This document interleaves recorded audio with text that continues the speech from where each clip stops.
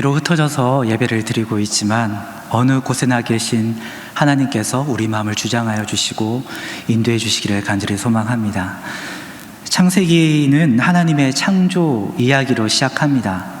그러나 본격적인 믿음의 이야기는 한 인물 아브라함의 등장에서부터 시작되게 되죠.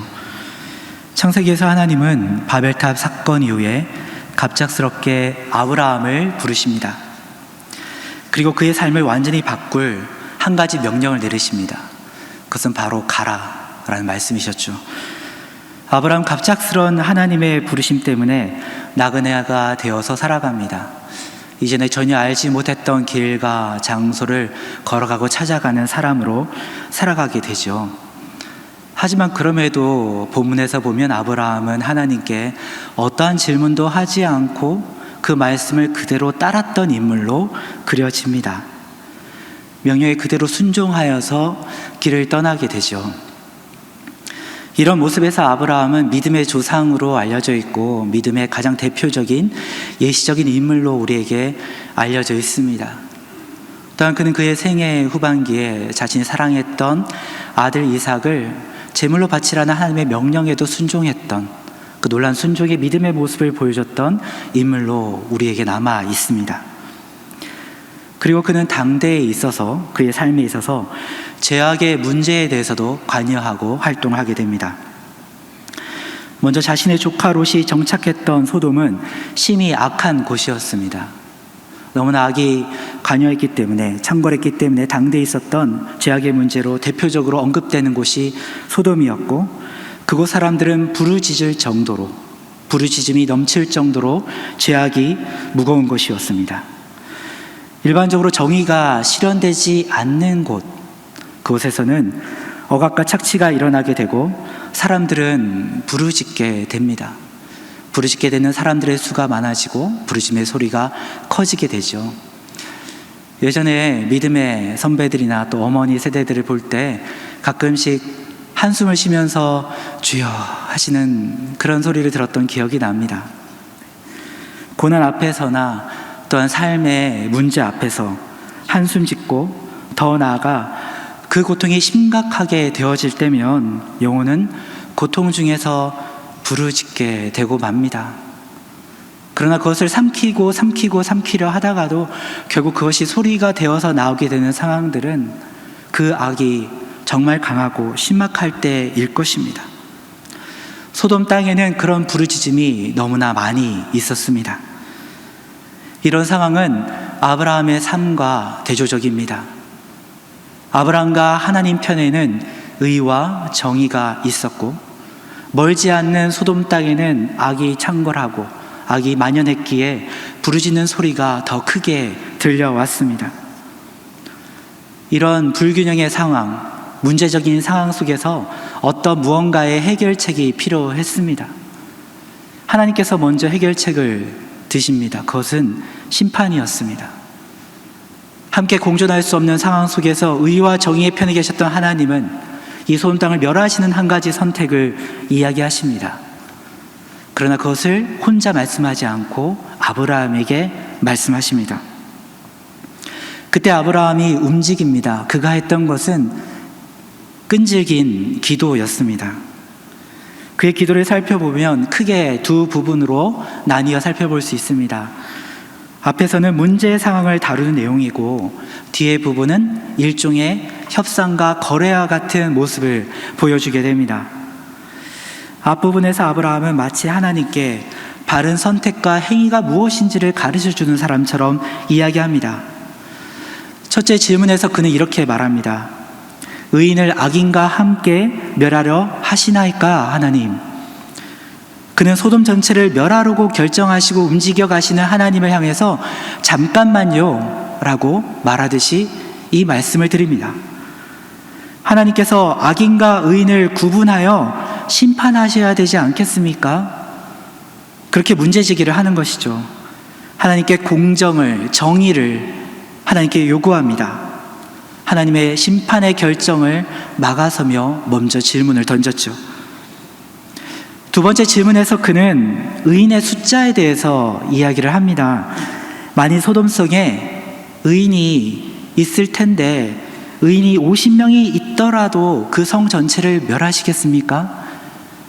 그 반은 안 되더라 하더라도 50명이 있다면 의인과 악인을 함께 멸하지 않으시지 않겠습니까? 그렇게 하셔야 되지 않겠습니까? 라고 그는 이야기를 합니다. 그때 아브라함은 용서라는 단어를 사용합니다.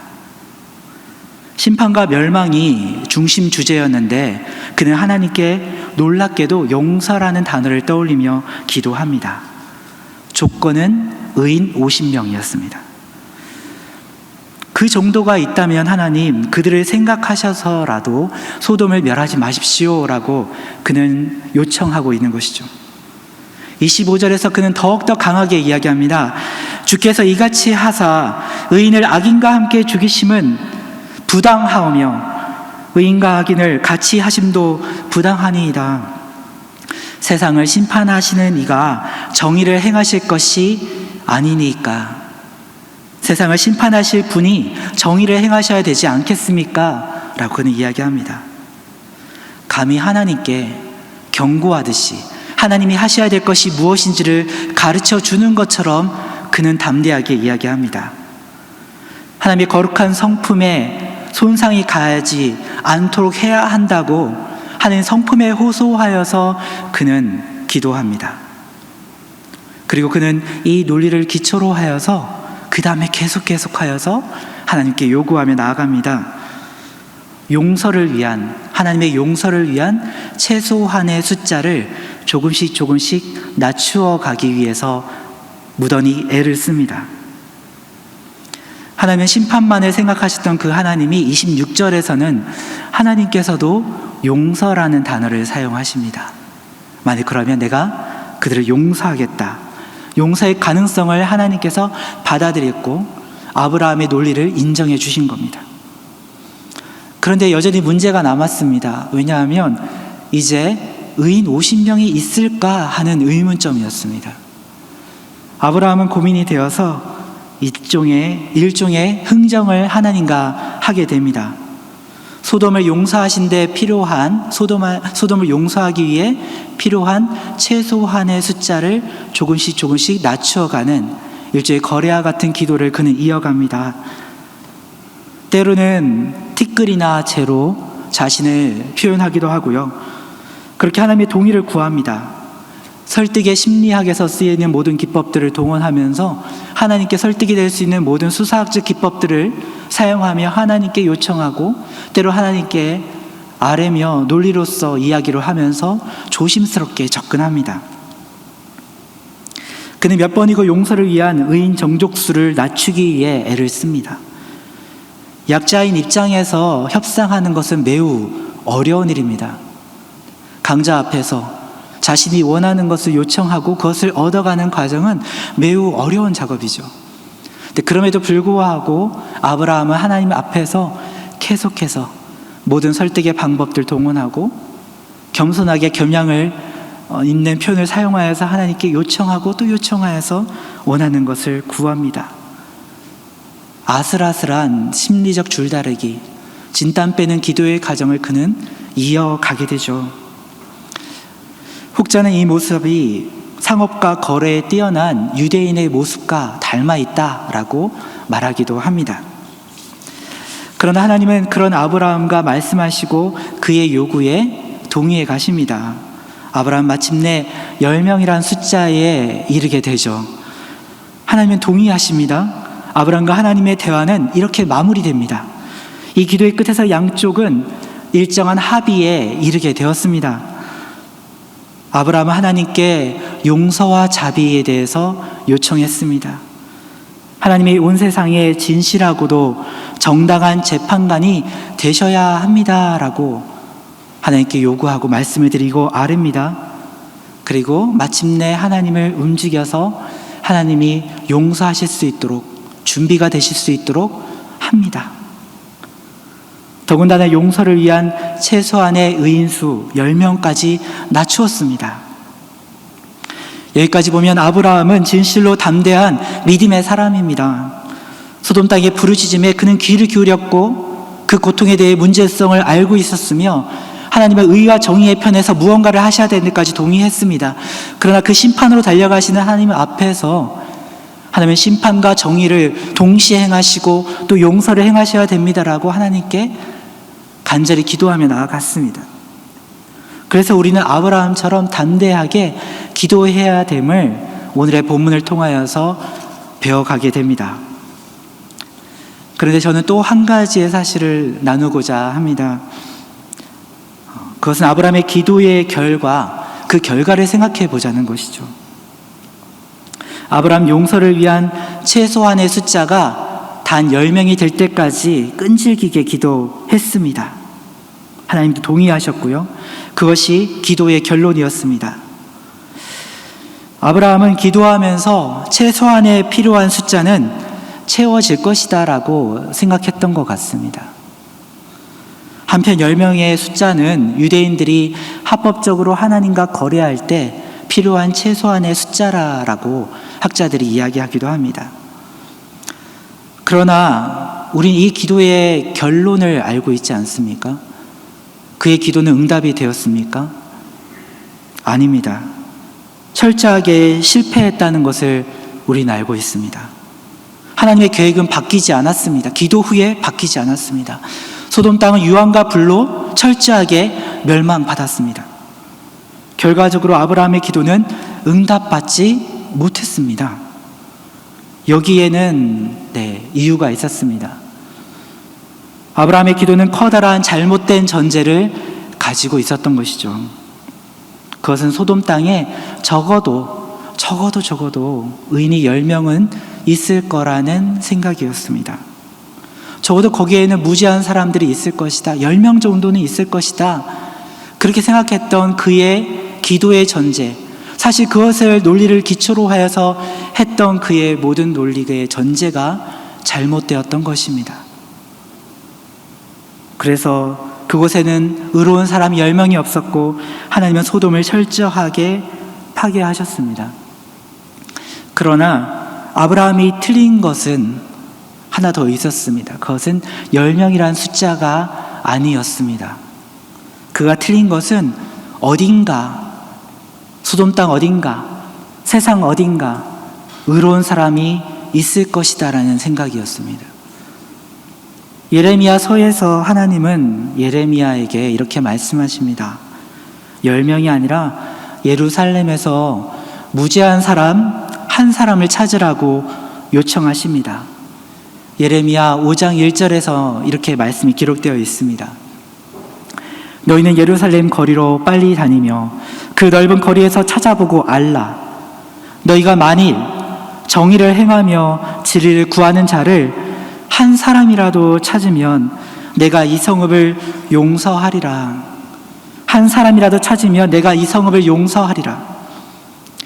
이 말씀을 보면 하나님께서 스스로 먼저 필요한 의인의 숫자를 낮추십니다. 아브라함보다 더 낮추십니다. 10명을 요구하지 않고 1명을 이야기하십니다. 하나님은 관대하셨습니다. 용서를 위하여서 요구하시는 그 숫자 딱 한 사람이었습니다. 그럼에도 불구하고 예레미야는 의로운 사람 한 사람을 찾을 수 없었습니다. 사실 예루살렘에도 소돔 땅에도 온 세상에도 의로운 사람은 한 사람도 없습니다.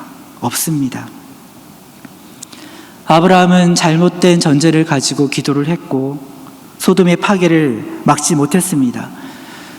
그런 점에서 그의 기도는 실패했습니다. 잘못된 기도였습니다.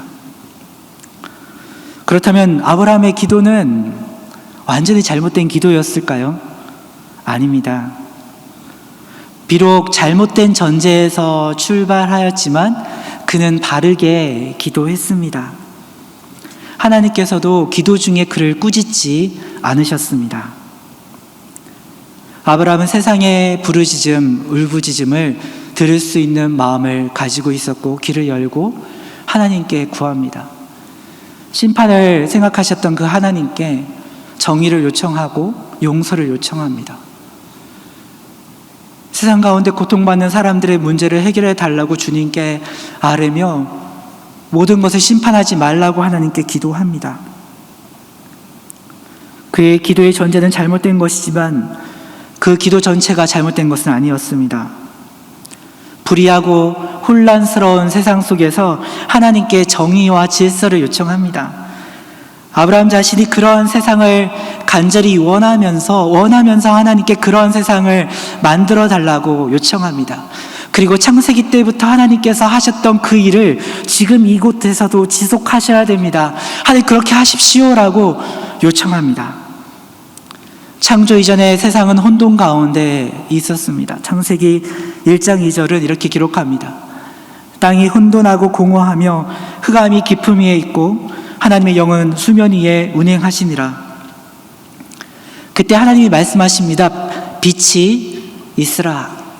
그리고 그 땅에 질서를 세우십니다. 하나님의 창조로 말미암아 세상은 의와 질서의 세계로 나아가게 됐습니다.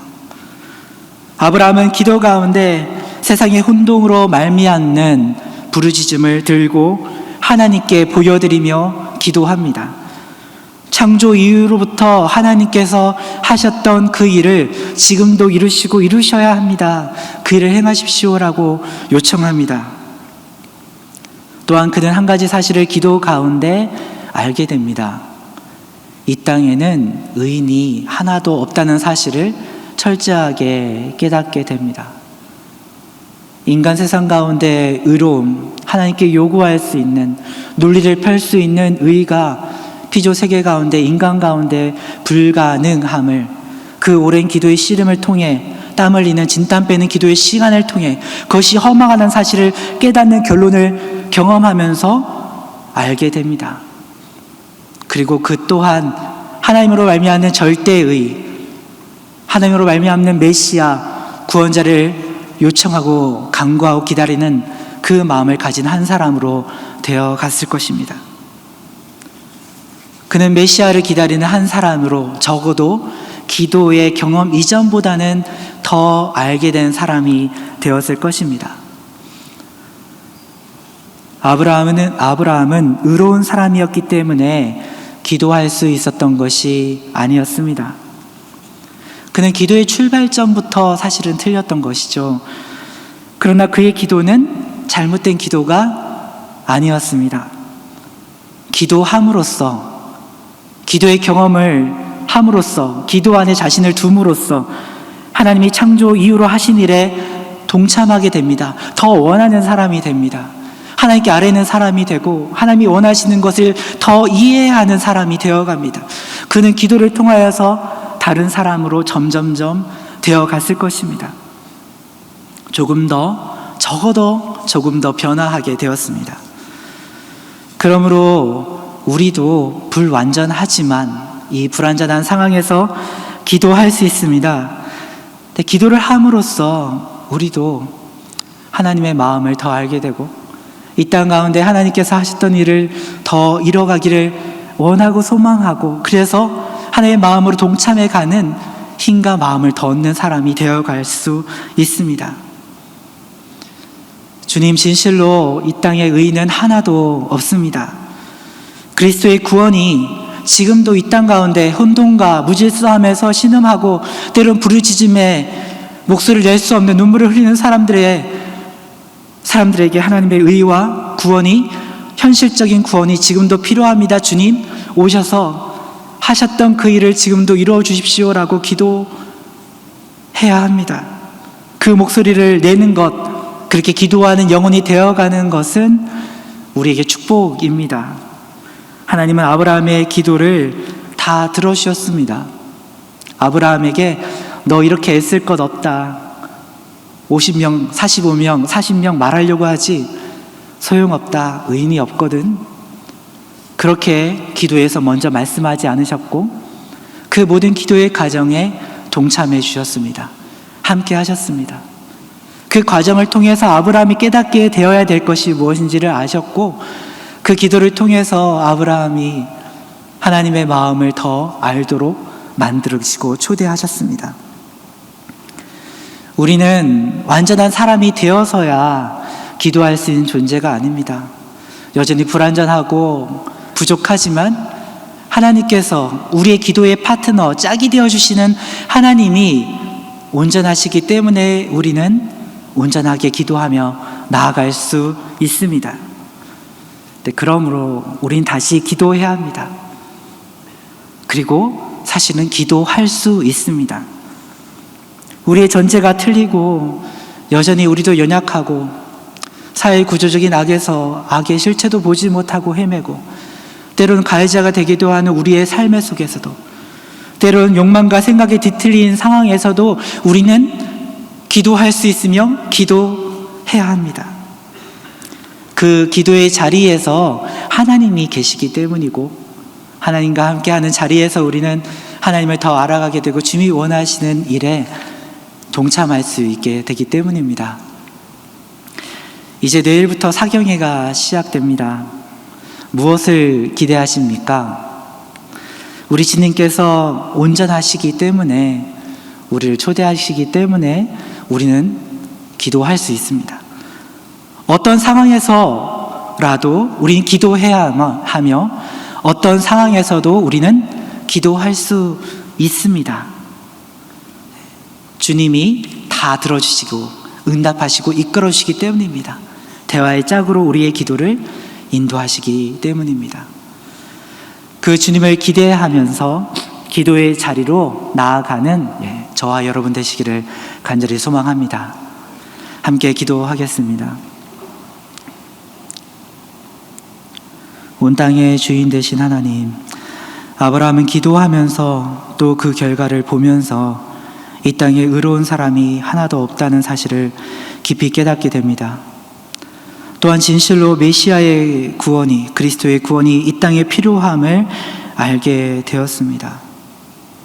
주님, 우리 역시 참된 주의 구원을 갈망합니다. 여전히 부르짖음이 계속되는 세상에서 주님의 의와 정의, 사랑과 용서가 필요하기 때문입니다. 비록 우리도 불완전하지만 하나님은 우리 기도의 파트너가 되어주시니 감사합니다. 기도 안에서 주님의 사랑으로 변화되어 가기를 소망합니다. 하나님의 사랑과 온 세상을 위한 하나님의 구원에 더 깊이 동참하도록 우리를 인도하여 주옵소서. 예수님의 이름으로 기도합니다. 아멘.